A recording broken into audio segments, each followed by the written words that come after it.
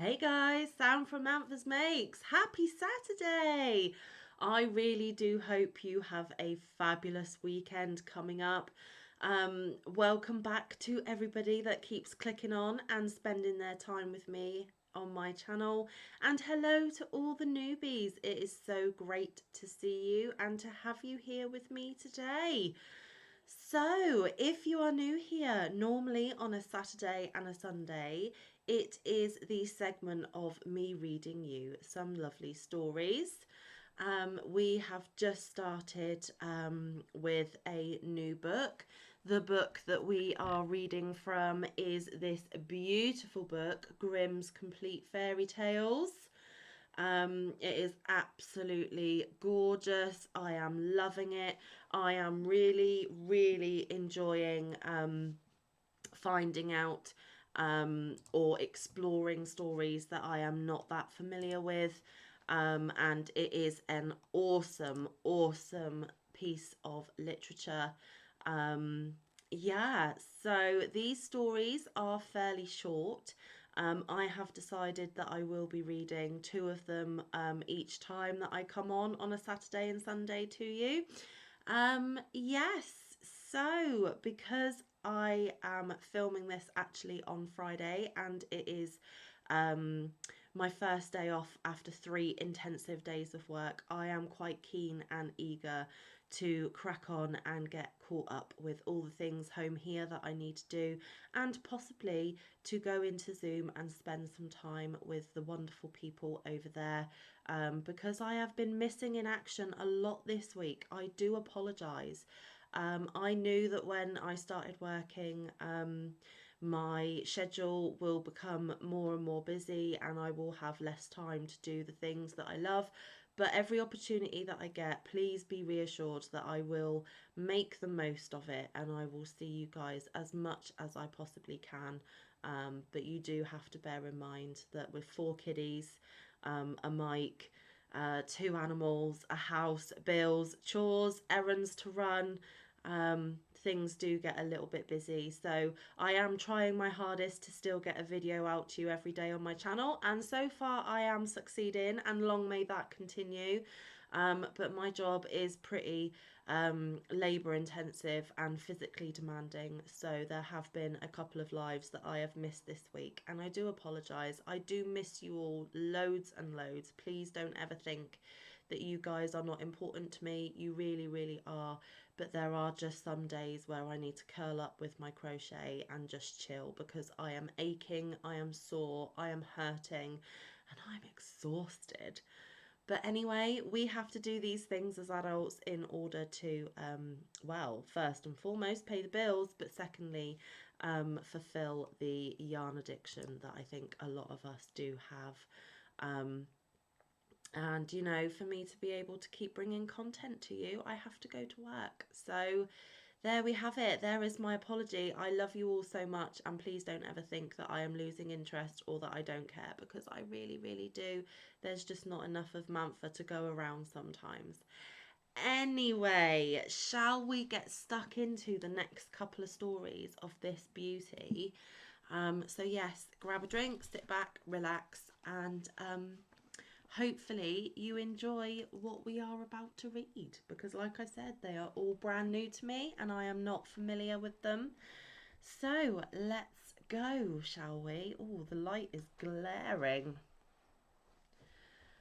I don't know if that is a very good thing. Bear with me just 1 second. Let me just turn this one off.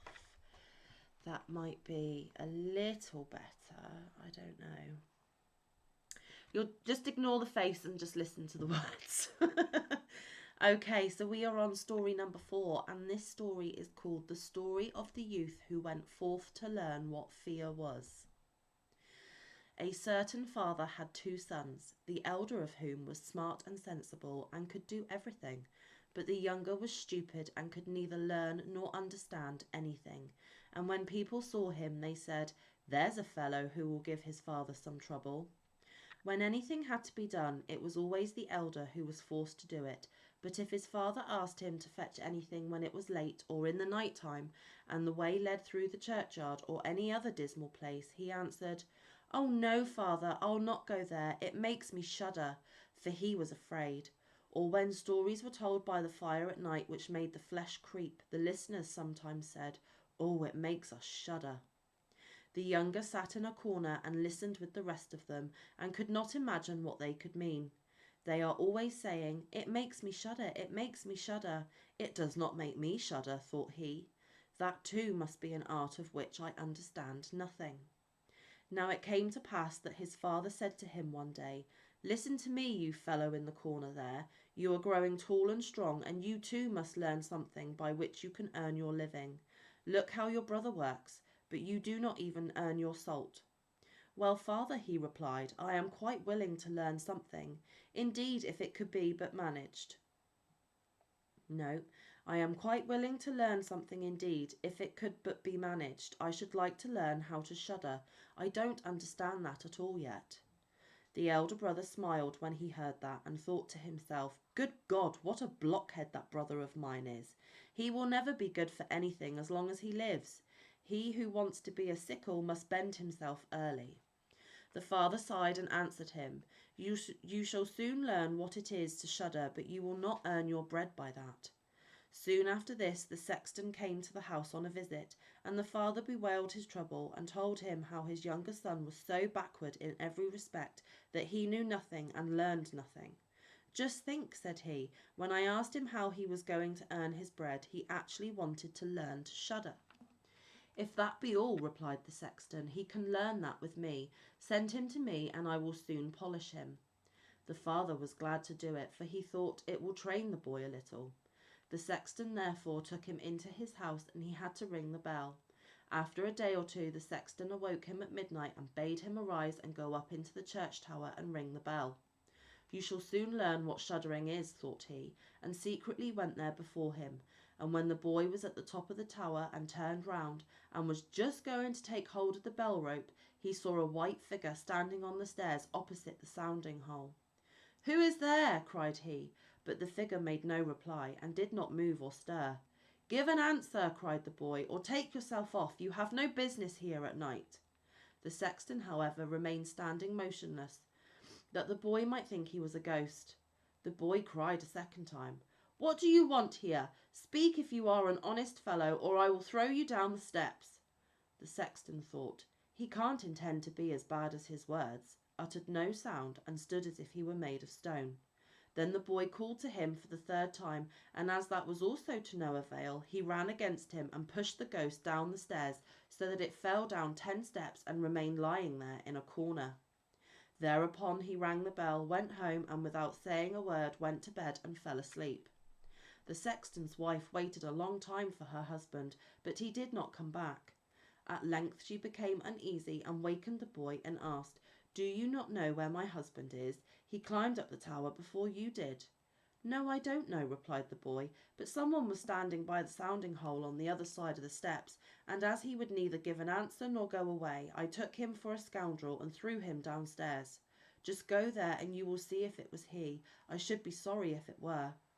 The woman ran away and found her husband, who was lying moaning in the corner and had broken his leg. She carried him down, and then with loud screams she hastened to the boy's father. "Your boy," cried she, "has been the cause of a great misfortune. He has thrown my husband down the steps and made him break his leg. Take the good-for-nothing fellow away from our house." The father was terrified, and ran there and scolded the boy. "What wicked tricks are these?" said he. "The devil must have put this into your head." "Father," he replied, "do listen to me. I am quite innocent. He was standing there by night like one who is intending to do some evil. I did not know who it was, and I warned him 3 times either to speak or to go away." "Ah," said the father, "I have nothing but unhappiness with you. Go out of my sight. I will see you no more." "Yes, father, right willingly. Wait only until it is day.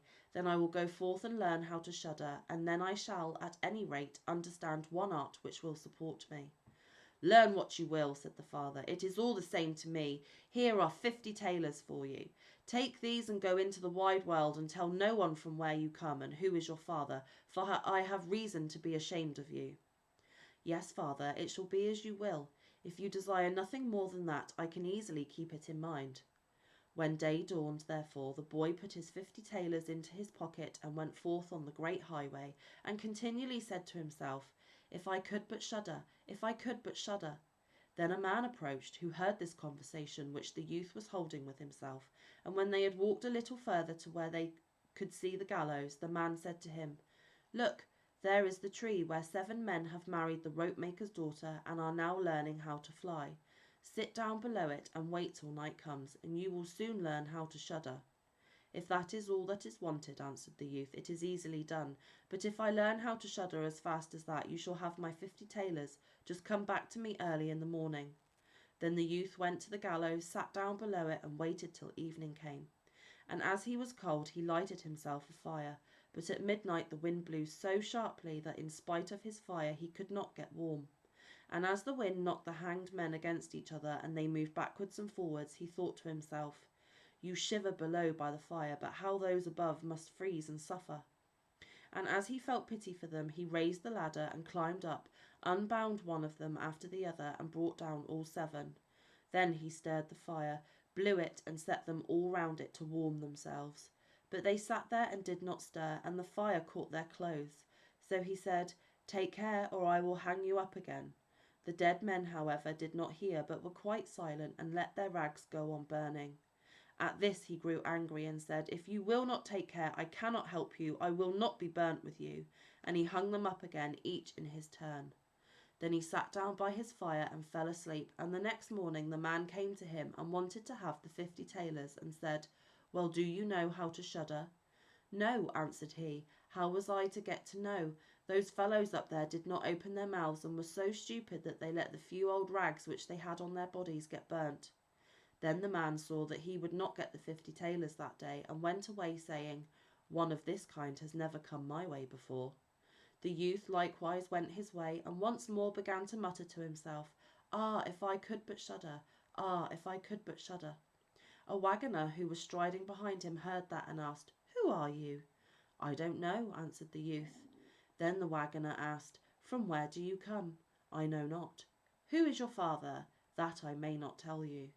"What is it that you are always muttering between your teeth?" "Ah," replied the youth, "I do so wish I could shudder, but no one can teach me how to do it." "Give up your foolish chatter," said the waggoner. Come, go with me, I will see about a place for you." The youth went with the waggoner, and in the evening they arrived at an inn where they wished to pass the night. Then at the entrance of the room the youth again said quite loudly, "If I could but shudder, if I could but shudder." The host, who heard this, laughed and said, "If that is your desire, there ought to be a good opportunity for you here." "Ah, be silent," said the hostess. "So many inquisitive persons have already lost their lives. It would be a pity and a shame if such beautiful eyes as these should never see the daylight again." But the youth said, "However difficult it may be, I will learn it, and for this purpose I have journeyed forth." He let the host have no rest until the latter told him that not far from there stood a haunted castle where anyone could very easily learn what shuddering was if he would but sleep in it for 3 nights. The king had promised that he who would venture should have his daughter as wife, and she was the most beautiful maiden the sun shone on. Great treasures likewise lay in the castle, which were guarded by evil spirits, and these treasures would then be freed and would make a poor man rich enough. Already many men had gone into the castle, but as yet none had come out again. Then the youth went next morning to the king and said if he were allowed he would watch 3 nights in the haunted castle. The king looked at him, and as the youth pleased him, he said, "You may ask for 3 things to take into the castle with you, but they must be things without life."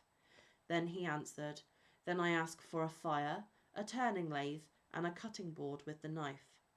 The king had these things carried into the castle for him during the day. When night was drawing near, the youth went up and made himself a bright fire in one of the rooms, placed the cutting board and knife beside it, and seated himself by the turning lathe. "Ah, if I could but shudder," said he, "but I shall not learn it here either." Towards midnight he was about to poke his fire, and as he was blowing it, something cried suddenly from one corner, "Oh, meow, how cold we are!" "You simpletons," cried he, "what are you crying about? If you are cold, come and take a seat by the fire and warm yourselves." And when he had said that, 2 great black cats came with one tremendous leap and sat down on each side of him, and looked savagely at him with their fiery eyes. After a short time, when they had warmed themselves, they said, "Comrade, shall we have a game of cards?" "Why not?" he replied, "but just show me your paws." Then they stretched out their claws. "Oh," said he, "what long nails you have! Wait, I must first cut them for you." Thereupon he seized them by the throats, put them on the cutting board, and screwed their feet fast. "I have looked at your fingers," said he, "and my fancy for card playing has gone," and he struck them dead and threw them out into the water. But when he had made away with these two, and was about to sit down again by his fire, out from every hole and corner came black cats and black dogs with red-hot chains, and more of them came until he could no longer stir, and they yelled horribly, and got on his fire, pulled it to pieces, and tried to put it out. He watched them for a while quietly, but at last, when they were going too far, he seized his cutting knife and cried, "Away with ye, vermin!" and began to cut them down. Part of them ran away, but the others he killed and threw them out into the fish pond. When he came back, he fanned the embers of his fire again and warmed himself, and as he thus sat, his eyes would keep open no longer, and he felt a desire to sleep. Then he looked round and saw a great bed in the corner. "That is the very thing for me," said he, and he got into it. When he was just going to shut his eyes, however, the bed began to move of its own accord and went over the whole of the castle. "That's right," said he, "but go faster." Then the bed rolled on as if 6 horses were harnessed to it, up and down, over thresholds and steps, but suddenly, hop, hop, it turned over upside down and lay on him like a mountain. But he threw quilts and pillows up in the air, got out and said, "Now anyone who likes may drive," and lay down by his fire and slept till it was day. In the morning the king came, and when he saw him lying there on the ground, he thought the evil spirits had killed him and he was dead. Then said he, "After all, it is a pity. He is a handsome man." The youth heard it, got up and said, "It has not come to that yet." Then the king was astonished but very glad, and asked how he had fared. "Very well indeed," answered he. "One night is past, the 2 others will get over likewise." Then he went to the innkeeper, who opened his eyes very wide and said, "I never expected to see you alive again. Have you learned how to shudder yet?" "No," said he, "it is all in vain. If someone would but tell me."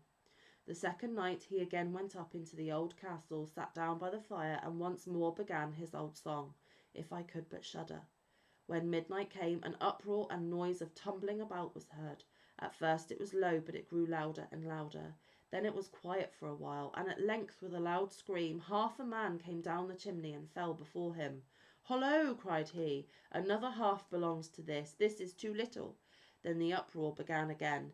There was a roaring and howling, and the other half fell down likewise. "Wait," said the youth, "I will just blow up the fire a little for you." When he had done that and looked round again, the 2 pieces were joined together, and a frightful man was sitting in his place. "That is no part of our bargain," said the youth. "The bench is mine."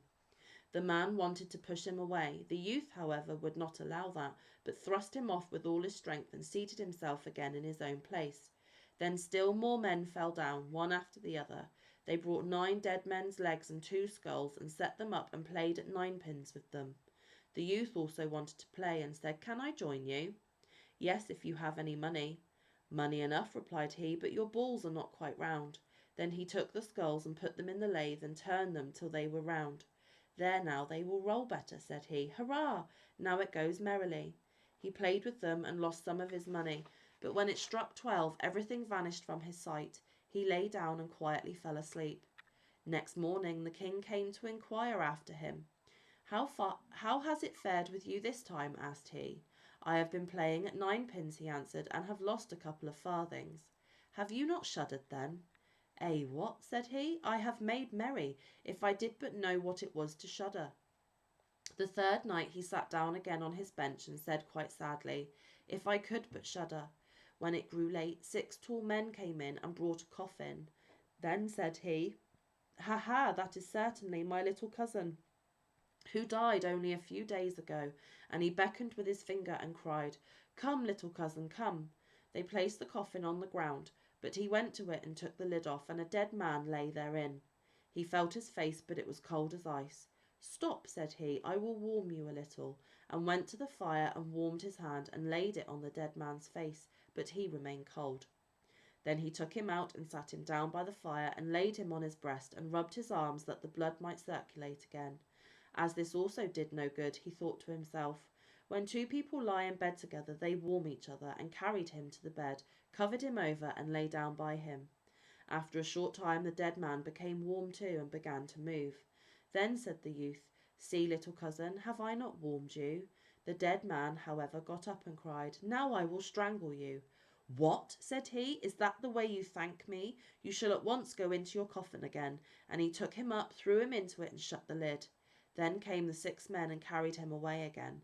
I cannot manage to shudder, said he. I shall never learn it here as long as I live. Then a man entered who was taller than all others and looked terrible. He was old, however, and had a long white beard. You wretch, cried he, you shall soon learn what it is to shudder, for you shall die. Not so fast, replied the youth. If I am to die, I shall have to have a say in it. I will soon seize you, said the fiend. Softly, softly, do not talk so big. I am as strong as you are, and perhaps even stronger. We shall see, said the old man. If you are stronger, I will let you go. Come, we will try. Then he led him by dark passages to a smith's forge, took an axe, and with one blow struck an anvil into the ground. I can do better than that, said the youth, and went to the other anvil. The old man placed himself near and wanted to look on, and his white beard hung down. Then the youth seized the axe, split the anvil with one blow, and struck the old man's beard in with it. Now I have you, said the youth. Now it is you who will have to die. Then he seized an iron bar and beat the old man till he moaned and entreated him to stop, and he would give him great riches. The youth drew out the axe and let him go. The old man led him back into the castle, and in a cellar showed him 3 chests full of gold. Of these, said he, one part is for the poor, the other for the king, the third is yours. In the meantime it struck 12, and the spirit disappeared. The youth, therefore, was left in darkness. I shall still be able to find my way out, said he, and felt about, found the way into the room, and slept there by his fire. Next morning the king came and said, now you must have learned what shuddering is.